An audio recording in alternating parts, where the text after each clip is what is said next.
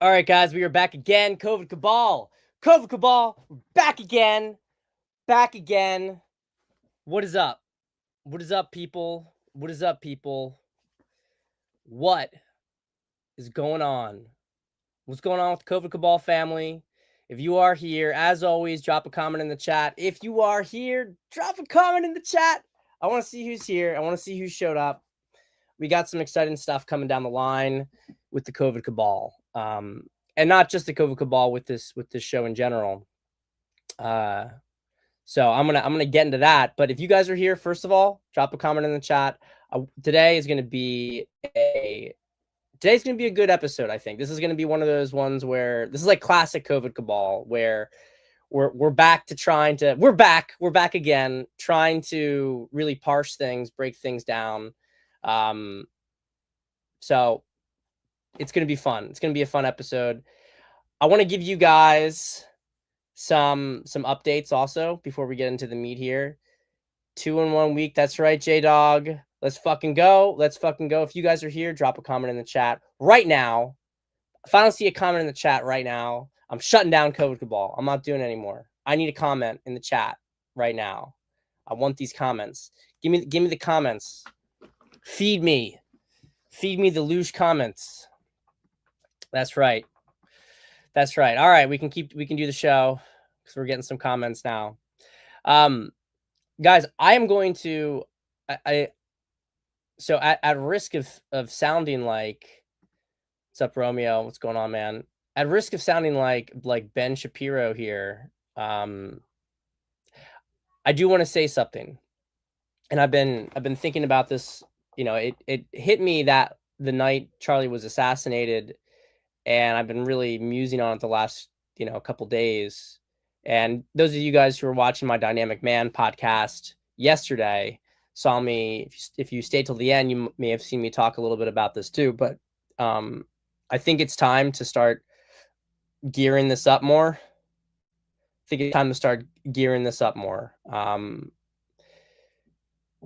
Those of you guys who watched season 1, yeah, I am not.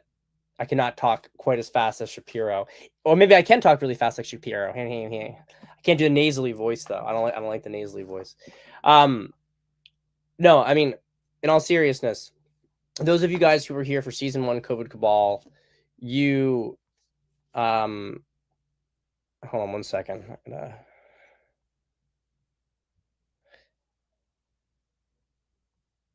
One second, guys.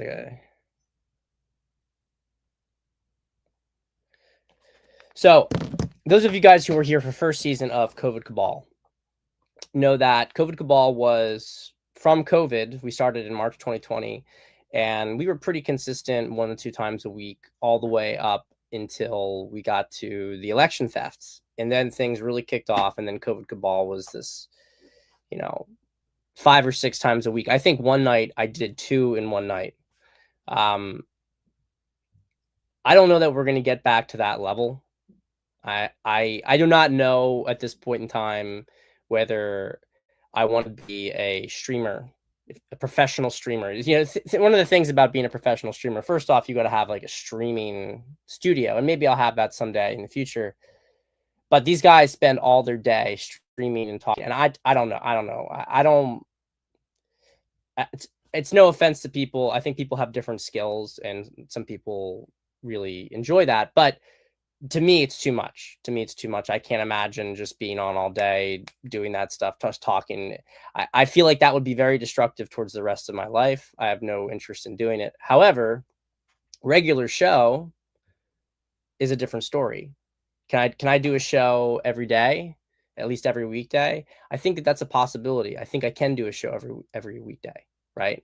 So anyway, what I want to the point I'm trying to make here is that I think the assassination of Charlie Kirk lets us know that we are heading into a new phase in the same sort of way that we were heading into a new phase when the election was stolen. Maybe we are not quite at that level of intensity, but I think everybody knows that this stuff is it's heating up. This was a significant event and a significant turning point, and I think the next 6 months are going to be substantially more momentous than the last 6. Let's put it that way. as we enter into perhaps the denouement of this chapter of America's story in the fight against the cabal. Not that I think that things just are going to be perfect afterwards, but I do think that we are coming to the denouement when it comes to the arrests and the real breakout revelation of everything that's happened in the public consciousness, the end of wokeism as a cultural force. Let's put it that way. So, with that being said, I do not want to. I don't want to act like a Ben Shapiro. You know what I mean? And say that I'm going to pick up the mic where Charlie Kirk dropped it, in that I am, I'm the future now. Don't worry, guys. I'm here. Just because you lost Charlie doesn't mean you don't have me, right? Um, I do think that there actually is something to be said for people who can talk about these topics, people who can do, analysis and help guide the zeitgeist. We are in a vacuum with the loss of Charlie Kirk, and people are going to fill that vacuum. Ben Shapiro is probably the least relevant person who's going to try to fill the vacuum, because nobody really gives a shit about what Ben Shapiro has to say. That's what's so funny. And I'm going to talk about some of this stuff in a bigger picture thing. But all of this stuff, like, Ben, you saw these rumors going around. Ben Shapiro is going to take over Turning Point USA. The Jews are doing everything. Look, guys, and we're going to get into this more on COVID Cabal today, but like, this stuff can get a little, this stuff can get a little, like, people are losing their minds. They're losing their minds on the Jew stuff. And I'm not saying that as a Jew shill. I think the Israeli government committed 9/11. Okay. I am not some Jew shill, but I have noticed this shift from, it's like, you can't ever talk about the Jews about anything, to now some people are only talking about them as if there is no other factions in the world than the Israelis, as if there is no other people who have any incentives, as if there is, I have to say, like, there's actually a certain kind of, like, it's almost a little too flattering. Like, a lot of people have power over you when their power is hidden.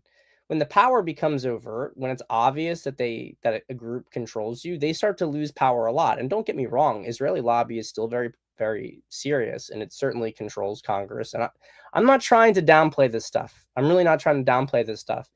But what I am trying to say is that don't give the devil his due, so to speak, but don't give the devil more than that. Like, nobody in their right mind should think that Ben Shapiro has any chance of controlling Turning Point USA, and that anybody is going to, like, super listen to Ben Shapiro. He's been losing support for a long time, right? That group is losing its control over American politics. So, with that said, let's get into, well, let me just finish my thought. But the point is, right, as somebody in here says, as Bannon says at Next Man Up, so people need to fill the vacuum, because people are going to fill it. And, I don't think I am perfect by any means, but I think I have good things to say. I think I have good analysis. You guys obviously come to Code Cabal because it is a place where we actually do some serious thinking. We have fun, but it's actually, serious parsing of events. And, maybe one of these days, hey, we already have slides. That's a big improvement, right? So at some point, COVID Cabal will get better and better in its production capacity, and then maybe we can actually do things. But I'll say this. I found Charlie in the last recent years, when I got out of prison and seeing what he was saying, I saw Charlie as a really serious voice of reason. And I was surprised how at this point in our lives, I felt like I agreed with him on virtually everything he was saying. The way that the balance and proportionality he had for a lot of the takes geopolitically was really it showed a serious person and a discerning person, right? Um, he was trying to cut towards what actually was going on rather than pick some polarizing position like, you know, rah rah, like Iran's amazing and Israel's the bad guys, or blah blah, you know, support the Jews or you're terrible anti-Semite. He really seemed to cut through the quick. So maybe I'll be able to do some things to help with that. Anyway, I am an ant compared to him. So, but you know, if I can take up just a little bit more space in here, and you have to do more content to do that. So even though I have no time, I'm waking up at like 2:30 in the morning to do writing and stuff like that. But we'll get it done, guys. We'll get it done. CABAL is here, and it's here to stay. No more feds arresting me. So let's talk a little bit about this. So I think the main scandal. Well, first off, let's say what we know. We know now that 22-year-old Tyler Robinson, Antifa supporter, has been arrested, and he was arrested because the feds, his father turned him into the feds, basically, and people are freaking out about this. And they're right to freak out about it in some sense, that they only caught the guy because the guy's father turned him in, which means that what was the FBI field office doing?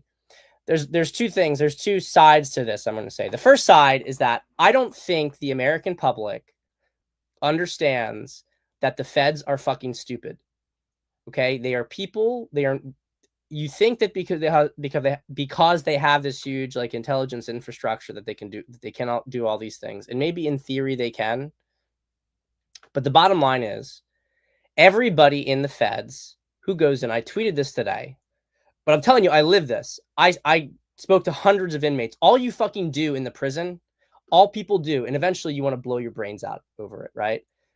But all people do is tell their little sob stories about how, you know, they tell their sob story basically about how the feds did this and then the feds did that. This person ratted, this person ratted. Every single person, the reason that they got convicted is because people ratted. That's it. That's why in the feds, people hated rats, because everybody in the feds was rat on. I was rat on by a family member. Now, I would have been picked up because I was public on social media, but I was picked up as fast as I was. It would have probably taken the feds months to find me. The only reason they got to me is because I had college classmates, high school classmates, I had family members tell the feds, hey, this guy was in the Capitol. It would have taken the feds months to find my social media, to find that I was on social media if nobody said anything to them. Now, that said, obviously I was not high profile. If in my case, it would have been easy for the feds if they were actually dedicated their force to trying to find who was this guy who smoked a cigarette. We hear rumors a guy smoked a cigarette outside of the Capitol and was ranting. You know what I mean? They would find me. But the point is that they are not really that great at solving crimes. They're not really that great of an investigative agency. They're not. They are slow. They are bumbling. They're a bureaucracy. So most of it is just bureaucratic inertia. And they're people who are behind their desks, and they only find out what to do. It's not that their surveillance is like, you know, they are really just not that great at solving crimes. It's the tip-offs that get them people. So this is one part of the story that I don't think that your average person who's trying to figure out what happened, why did it take the feds so long to find him, blah blah blah. I don't think that they get it, that they get that at all, and they should get it because it's the reality. So that's the first part of this I want to say. However, that does not mean I don't think that there are problems with the field office in Utah. And I will say this, I don't know why, I'm hearing that Cash changed the person who was running the Utah field office like 2 weeks ago or something like that. If I didn't have such like of a, I don't know if this is incidental. It's something I have to look more into, right? I have to look more into it. I'll tell you this, that under normal circumstances, I would find that kind of suspicious. I don't get any sense whatsoever that Cash is some sort of saboteur. I do not see it in his intent. I see real love and real intent there. And that's the reason that Trump has him in this position. As I said earlier today on X, this is, I'm not saying that Cash is doing the best job at the FBI, Cash and Dan. I'm not saying that. I'm not trying to claim that this is like everything's going amazingly and that they're just running the agency in a fantastic manner. And some of that may be competence and ability to run an organization of this size. So I'm not denying that. However, Trump has him in those positions.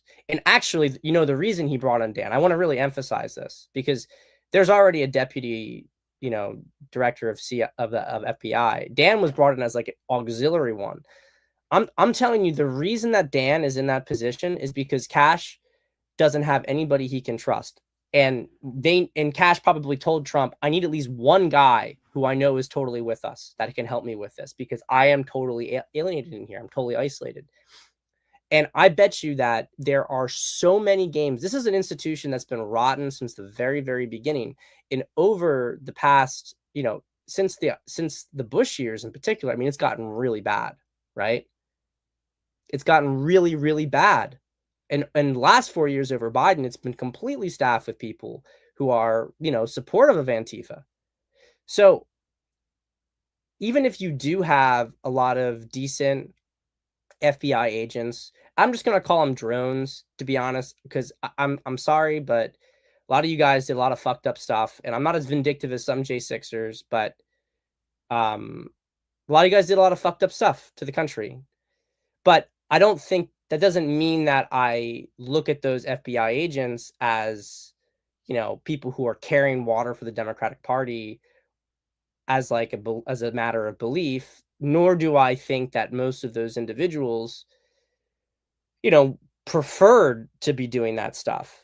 I imagine many of them are happy to actually get back to real threats. I genuinely believe that. I think that's probably the majority of the agents would prefer to just deal with real threats, real regular crimes and stuff like that. So at the same time, you are definitely having a lot of compartmentalized information in compartmentalized cells. And this is how it works in intelligence agencies. There is compartmentalization within them. Even the CIA, right? You say, oh, the CIA did this, the CIA did that. The CIA is totally compartmentalized. You have different field groups and they have completely different, like, you know, Andrew Tate's dad was CIA. Tucker Carlson's dad was CIA. So does that mean that Andrew Tate is CIA? Does that mean that Tucker Carlson's CIA? It's possible that they still have connections to these. I mean, but the bottom line is like, do you see that those, let's say they are, let's just entertain this idea. Do you see them as doing things that are supporting, you know, the collapse of America? There are good portions, there are good compartmentalized sections of these intelligence agencies, and there are bad. And the issue is, how do you get into that stuff? The game of intelligence, it's a dirty game. It's a lot of deception.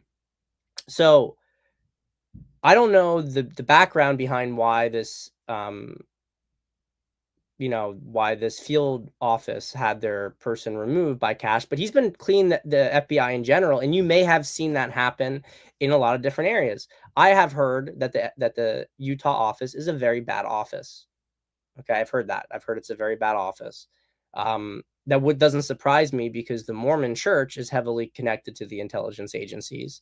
So I'm sure that there's some sort of overlap there going on. So this is what I think is happening. And I said this earlier today before I even saw this tweet, right? According to New York Times, FBI Director Cash was incensed that agents in Salt Lake City waited nearly 12 hours to show him a photo of the suspected killer of Charlie Kirk. Now, if you guys remember, yesterday I put on X how I just think I just said it as a comment to somebody, but like I didn't make it as a main post, but it's still up there, that the reason, like, you know, early on Cash said, oh, we have this person, and then they didn't have somebody in person. Everyone's like, Cash, you're a fucking retard. I mean, can people be, I get it. Maybe he shouldn't have done it, but is it possible that people in his organization are lying to him? Like, look, notwithstanding everything I said about the FBI not being able to solve crimes on their own without tips, this is a very, very, very, very, very high profile thing. And I'm not disputing that there's a level of embarrassment here, right? I I really get the sense that there was internal sabotage from Cash getting the information that he was talking about. That doesn't mean you get rid of Cash. You gonna put who the fuck are you gonna put in there instead? It's much better to have someone who we know is loyal, trying to get the agency under control, trying to root out the rogue elements. People, I really think people have no idea how bad it is, and they sit in these fucking like studio chairs. They're like, Cash is dumb. Cash, this is one of the and I'm going to underline the arrogance of this kind of stuff, because look at Dan Bongino, right? Bongino. He did that same thing. He had his own studio, and he was talking about this stuff for years about how they got to do this, they got to do that. And now you see he's in there and he's not very happy, right? It's a lot harder than people realize. And I get it. It takes some degree of faith. All I can tell you guys is this. You have to know this is about trust first and foremost. If you can trust that Cash is with us, which you have every reason to think because he sacrificed a lot. He was one of the most outspoken people during the Biden years. He helped protect Trump with Russiagate. Cash is a really good guy. And I hate if maybe this is going to come across as cringe to some right-wing people, but it's also kind of bothering me at this point that everybody's like making fun of the fact that he's Indian. Like, I'm sorry, but I am like about denaturalizing migrants, okay? I am not some lukewarm person. I'm not talking about just the illegals. I think we need massive repatriation and denaturalization, not just in Europe, but in America, okay? So don't get it twisted. But Cash is an assimilated American, and he's a real patriot. And so is Harmeet Dillon. Harmeet Dillon, like this stuff is kind of clownish to me. Harmeet Dillon, running the Civil Rights Division at the DOJ, has done more to protect white people than any other white attorney general in the last 60, 70 years. Kash Patel in the FBI is the least corrupt FBI director probably ever in the history of the agency. He's probably the only one who wasn't corrupt. And every one of those other guys were white guys. Okay? So look, I am, I have my own level of, ethno-narcissism. Okay? I have my identitarianism, but I can call a spade a spade. We have some really good people who are working in the administration. Trump didn't just do diversity hires with Kash Patel or Harmeet Dillon. These are people who are actually patriots, and they are actually helping the movement. And there's a certain point where you guys gotta cool it with just like being nasty. There's no point in this stuff. It's really like at a certain point, I actually think it's kind of gross. It's kind of gross. I would never do that to somebody who was locking shields with me. Vivek's a grifter. Okay? Vivek is a grifter. And if you can read body language and if you can read intent, you can see that he just wormed his way into this movement because he's got a new grift.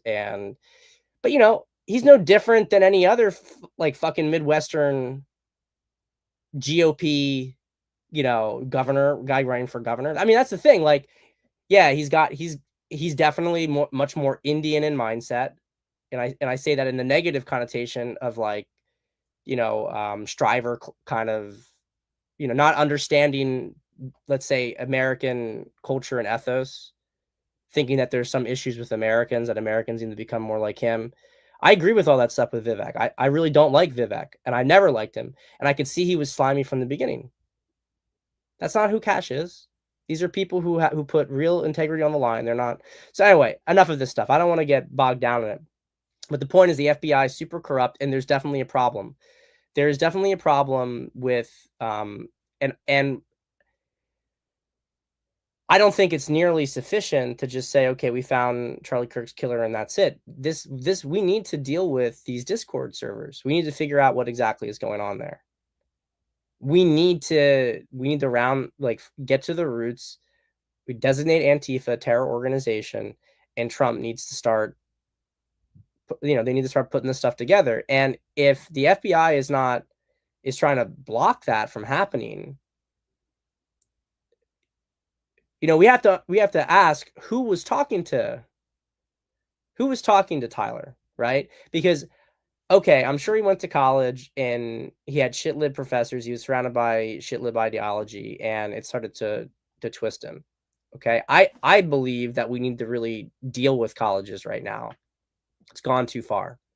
However, the colleges are not what ultimately had him go to the point where he was going to get a gun and shoot people. This is happening on the Discord servers, and there are feds talking to him. Absolutely, there are feds talking to him. Feds providing the weapon. And I want to point out this too. And this is where we get to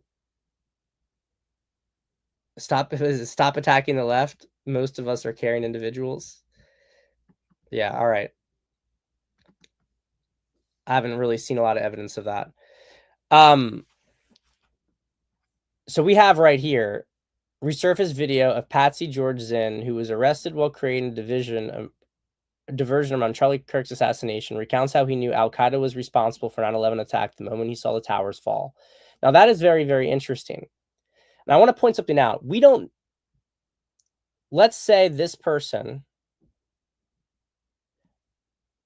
the fact that this person was there is, especially in Utah, right, is very bizarre, super bizarre, okay? And the fact that he would immediately say, arrest me, arrest me. This doesn't mean that this guy, Tyler, knew that person was going to do that. They probably never knew each other or interacted with each other. Yeah, and that's a good question here. Fox is saying, is that the same dude he has an age day in 25 years? I think he looks a little bit older. I'm going to accept this as being true. Maybe it actually isn't true, but I'm assuming that these people did their due diligence with this because it's been up for a while now. Okay. If it's not true, we'll talk about that next COVID cabal. That makes things a lot cleaner. But look, this guy, okay, this guy, what is how do I put this? He's there to create a diversion. He's there to create a diversion. There's no other explanation for it, because no one is going to have the reaction to say to the police, arrest me, arrest me. I shot him, arrest me. No one's going to have the mind to do something like that unless they've been primed to do it. They knew it was coming, right? There's also the nature of the questions. It's kind of bizarre that the questions at the time were about mass shootings when he was shot. So look, what does that mean? Well, this guy, okay, he's Jewish. He's saying he knew Al-Qaeda was responsible for 9/11 attack the moment he saw the towers fall. That's the same thing that Ehud Olmert, I think, was, or, I gotta get, it's been a while since I studied this stuff. Mayor of Jerusalem at the time, I believe it was the mayor of Jerusalem, said immediately that Al-Qaeda did it, like right after the towers were attacked. We're not going to go through the whole 9/11 stuff. I'll just tell you from my research into it, it seems to have been done by the Israeli government. Mossad did it. And it was supported, or, at least not opposed by the neocon elements in the Bush administration. Okay, so I say that. Now, this guy is obviously, he seems to have played a role with that with 9/11. He's suspicious, saying a narrative for 9/11 that it was Al-Qaeda. And now, suspiciously, he is at this event and he is trying to block the police essentially from being able to get a run on the actual shooter. So that tells me that he was activated to do that, and maybe Tyler Robinson never knew him or anything like that, but there's some organization going on here. People telling these individuals to do it, even if they don't know each other. They're being independently told to do things. Remember, also, we saw posts that were indicating that Charlie Kirk was going to get killed at this event from anonymous accounts. So that's more evidence that there was some foreknowledge from various individuals. Here's where we get into like the question though. So you have all these people who are really, really, they're obsessed with Jews right now, and they're saying that Israel did this. Here's my problem with that. And I'm gonna say the positives. The positives we have is what I just showed you, right? With this guy, George Zinn. Looks on the surface like he's got some Mossad ties. So that's the first thing. Second thing is the statements that we heard, and this was all posted back in August, that Charlie Kirk, he had denied Israeli funding and was starting to kind of move against that narrative. I still considered him to be fairly moderate on the topic, probably about where I am, maybe even more moderate than me, right?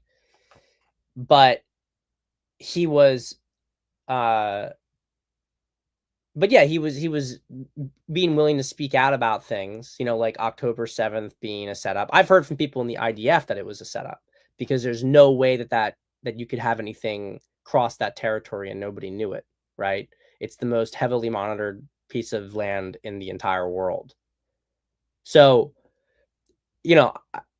that to me is not a super, that's like, you're not allowed to say that, but what's the pretext? What has it allowed Israel to do, and specifically Netanyahu? I want to be clear about this. When I talk about the Israeli government, I'm not talking about individual Jews or individual Israelis, many of whom are really not happy about this. And to the extent that they are engaged in the fight, well, it's an existential fight in the area. I've said many times that obviously Israel is ethnic cleansing Gaza, and sorry, that's fucking the real world. Okay, it's the real world. They've been in an existential fight with each other, and you better believe that if the shoe were on the other foot, there is no question the Palestinians would happily genocide every Israeli. Okay, some people don't like to hear that. It's the reality. If the Palestinians had the power and the capabilities that Israel has, they would be far more ruthless to the Israelis than the Israelis are being to the Palestinians. The Jews in the Middle East, whatever you want to say about the state of Israel, they understand that. They understand in that region, you have to deal with force. You have to show power. Power rules everything. Okay. Anyway, it's a little digression here, because I don't want this to feel in one direction or another. This is the balanced perspective that I have on all this stuff. So Charlie Kirk was moving away. He was speaking out in American interests, and there is this article, and I haven't read it in full, and to be honest, I don't 100% trust everything in it. Not that I see anything, just because the gray zone, I don't know how reliable all this stuff is. But he says he was frightened by pro-Israeli forces before death. Late influencers turning point on Israel provoked private backlash. Let me see here if I have anything else I wanted to share details. I didn't carry the details here. It doesn't matter. I mean, it's basically like he was tired of Netanyahu trying to boss Trump around. From what I've seen in this article, there's things I don't really, it kind of seems like it's a psyop-y thing, because saying like Trump's afraid of Netanyahu. I have never seen Trump afraid of Netanyahu. That stuff is such cope. I've seen Netanyahu really frustrated by Trump, and them playing each other, and they might work together on certain things. They definitely don't trust each other, but this is going on, and I just think a lot of the Jew stuff goes all over the place. Is Mossad connected to the Butler shooting? And this is what people were saying. they were saying that, but then they were also saying, but no, Trump made a deal with the Jews and that's why he's going to get elected. And as I was saying earlier, give the devil his due, but at a certain point, you kind of are cucking yourself when you say that, oh yeah, they have all the power and we can't do anything. They just control everything over and over and over again. I mean, people are breaking out of that power structure. They're losing their influence. So let's not assume that they can do everything they could do 10, 20 years ago. They don't have that same level of power. So this brings us to the question, was it Mossad? And I don't think we have a conclusive, we don't have a conclusion here. I don't think we have a conclusion here. But I will tell you this, I don't think it is Mossad. I know that the Jerusalem Post was one of the first articles, newspapers to talk about this, and Netanyahu talked about it early on. And again, so I'm not ruling it out, but I will just tell you this. This is what's important to me, and this is how I like to think about stuff, because I find it always points you in the right direction at the end of the day. How does Israel benefit at all from this? How do they benefit from it?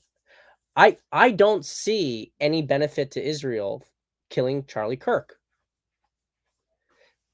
Because what happens when you get rid of Charlie Kirk? Charlie Kirk, for all of his movement towards, really soft and cordial and reasonable criticisms of Israel, stuff that myself or that Cernovich would have, he was not anti-Israel by any stretch of the imagination. And you kill Charlie Kirk, what do you get? Who's going to fill the vacuum? It's not Ben Shapiro, it's Nick Fuentes, right?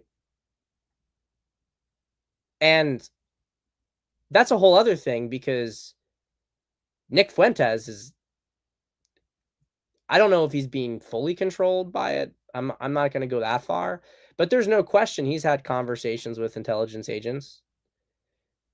What has Nick Fuentes advocated for? Fuentes was at January 6th, wasn't arrested, right? Only person. You're telling people to go in the Capitol, wasn't arrested. Him and Ray Epps have that.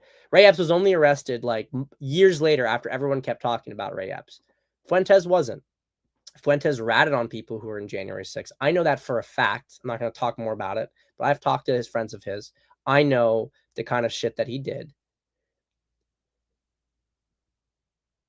Fuentes was saying that Charlie Kirk was not a real Christian all throughout spring and summer. And so I know he gave a nice speech the other day,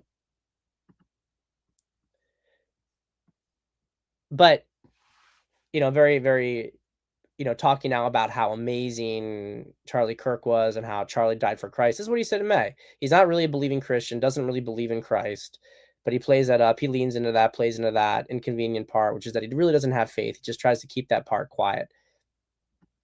This is what Charlie Kirk lived by. Get married and have children. It's not only good and godly, it will bring you joy and legacy, but it's a simple act of defiance against the oligarchs and tyrants who would rather you die bitter, alone, and with nothing but robots by your side as you enter eternity. This is like, I didn't see this until recently, and I really wish I had supported Charlie. I think a lot of us feel this way. I wish I had supported Charlie Kirk more, because he really had the same values as me. I mean, this is exactly what I tell people. This, when I talk about being a dynamic man, this is exactly the vocation of my business. It's all about this. It's about living in a way that defies their despair and their malaise. Nick Fuentes is the complete fucking opposite of this. Nick Fuentes is never going to have sex, never going to have kids, right? Has no belief in the future. It's all resentment politics. That's why people, rightly say that it's spiritual leftism. You just, hate the Jews, but it's spiritual leftism. It's politics of resentment and victimhood. And, so now he's all like being condolences, and he's talking about, oh, it's all about Christ and Charlie Kirk. I think this is just grift, though. I don't think that, what's his face said this? Matt Walsh said it. I mean, people were trying to claim it was a Groyper who shot Charlie Kirk. That's not obviously the case. This guy's Antifa, DSA, right? But Democratic Socialists of America. So I'm not going to say that, Nick had this guy shot, although it's possible, I don't think it was out of the realm of possibility. I'm not saying Nick, sorry, let me be clear here, that some Groyper did this kind of stuff, because a Groyper tried to kill TPUSA person before, right? Tried to attack TPUSA. But point here is this. I think mostly Nick's stuff right now is a grift. He's just trying to take Charlie's audience. But if we step back here and we look at the big picture here, what do we have happening? You kill Charlie Kirk, what do you get? You don't get a more pro-Zionist message. You go from somebody who's not willing, who's pushing back on some things, but is still mostly, supportive of you, to getting somebody who blames you for literally everything and thinks you should stop existing. So what incentive would Mossad have to kill him? Oh, well, he betrayed them. He didn't take their money. I mean, so fucking what? There's a lot of people who aren't doing that. Like, this to me, it's not persuasive. I am not seeing persuasive reason. If you are looking at this, now here's the distinction. If you're looking at Israel being incentivized to do this stuff, if you're looking at Mossad as an agency that operates in Israel's best interest or in the Jews' best interest.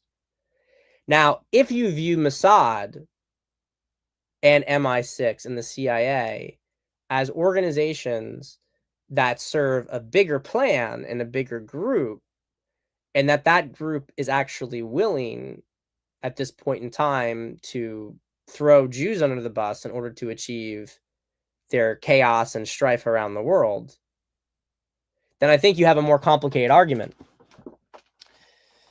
And of course, that's going to include Jews doing that to Jews, and that's what happened during World War II as well, right? Because even though the Nazis correctly identified that half the Bolsheviks, over half of the Communist Party and the Soviet Union were Jews, that there was a lot of Jewish influence, and a lot of communism was sort of connected to Jewish groups, right? Even still, especially in Germany, there was a lot more people who were integrated there. And I'm not saying all. There was definitely parasitic elements, absolutely. But the point is that it's complicated. Don't think for a second that this group is not willing to sacrifice ordinary people or the state of Israel. I think that's where the big logical fallacy is coming, that every single thing is about Israel. Israel is a piece on the board, right? Like, just like the British Empire was a piece on the board. These people for a long time, these bankers, they were British, right? They were British, they were German, they were Jewish too, right? But the point is that this cabal were a lot of European elites. Well, what are those European elites doing to their own populations? Do they seem to care about them? What is it to think that there are not Jewish elites that feel the same way about Jewish people or the state of Israel? This is the distinction I want you guys to think about. So if you view this, that Israel, the Jews did this to help Israel, it's a nonsense take. It makes no sense at all. But if you're saying some element of Mossad that really works, like they have higher objectives, and they were taking out Charlie Kirk because Charlie Kirk was somebody who was really effective at galvanizing the youth, building up a MAGA coalition, and not just a MAGA coalition, right? It wasn't just building the right; it was building a right that believes in this, that believes in getting married, having children, that believes in the First Amendment, that believes in like American values and Christian values. Charlie Kirk was someone that they wanted to kill because he was a high resonance leader. He was somebody who was not just simply going to lead us on the right path, but the godly path, the higher path, rather than a path of resentment and destruction that just has a, right-wing veneer. Fuentes supported Kamala Harris. Okay. He tried to campaign for Kamala Harris. He is not the fucking future leader of the right. He's a piece of shit. Plain and simple. if Kamala Harris were president, I hope at this point people understand just how fucking bad it would be. So it's really rich to have somebody like him go and talk, like he's going to be the next leader. He should be the next leader. But as John's saying here, he is definitely going to lead a lot of young men down the path of destruction. And I don't know, maybe we're going to have to build up COVID cabal, talk more about it, to try to push back about it, because that's kind of the situation. So there's one last thing I'm just going to talk about here before I go. Cernovich here is talking about the Republican members of Congress, and I think this is a really important point to end on. Just in the same way that we've seen the FBI not really do much in, I think, stymie this investigation, especially from going in a direction that's really relevant for the country, because we don't care about just taking this guy. It's about getting rid of the network, right? Cernovich in this video has a really, really good point. And what is that point? The point is that the Republicans in Congress have enabled this. And they've enabled it so much. You have people like Massey, but not even just Massey. Massey's like a real particular scumbag, but not even just Massey. Like in general, they are all saying the same stuff, which is, no, now is the time to, to come together. Like we condemn both sides. What the fuck are you talking about? Condemn both sides. We've been under attack from leftists for a decade. And it doesn't matter with the Scalise shooting. It doesn't matter about what they did to everybody, the Trump, trying to kill Trump. This is like at all the Proud Boys existed to protect people at rallies. Congressional Republicans want nothing to do with that. They don't want to protect anybody. They don't want to protect people on the right. So the point here is this. There's something really fishy here going on with these politicians. And I don't think I'm not convinced it's just lack of backbone. There is something stopping them from doing it. And, look, we're going to keep an open mind about this, but we all know that they have their handlers. We all know that they have their handlers from Israel. I'm just saying right now, I can't see why this would be to the benefit of Jews themselves or to Israel. I don't, unless the agenda, unless you're viewing it just simply from the standpoint that Israel itself doesn't matter, and this is just about trying to destroy us, different story. Then maybe we can start to see some connection here. But then they're just taking a different tact, and they're willing to throw, they're willing to they're trying to drum up a reaction. And so I'll just end with this. We need to be non-reactive. I don't mean that we don't prepare, we don't respond, but I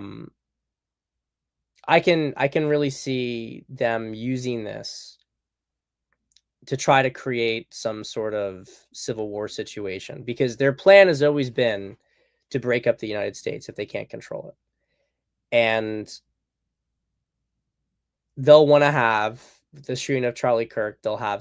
Maybe they'll try to have some retaliatory attack against leftists. They'll say that we're done by people on the right. Blue states start to freak out. Blue states need to secede. There needs to be some separation. You guys can read what I wrote here. Maybe I'll read it out at the end. I don't want to read it all out, guys. Should I read it all out? You guys can read it on my X page. But basically, I had a really long post that said about why they assassinated Charlie Kirk. It wasn't just because he was an effective leader. It was because they were accelerating the timeline for direct confrontation. They've been losing badly. This has been like a siege. Trump's been enacting a siege against them. And that's why Trump needs to go after the financial networks that have been propping up the Democratic Party. But I I think it's going to be dangerous in the cities as we get towards the end of the year. I definitely think it's going to get dangerous in the cities. And I don't think we can put it past them to try to do secessionary actions. So are they going to succeed in this? No. No, they're not going to succeed. They are in a cursed position. It's a desperate position. So again, give the devil his due, but don't give the devil too much. But I think it's going to become more clear as time goes on what they were really trying to accomplish with this assassination, because there's no way that the kid acted on his own. He was put up to hit. He was groomed to do it, as they do it with all these fucking sick freaks. So anyway, guys, stay safe out there and enjoy your weekend. I will see you guys on the next COVID Cabal, maybe Monday. All right, take care.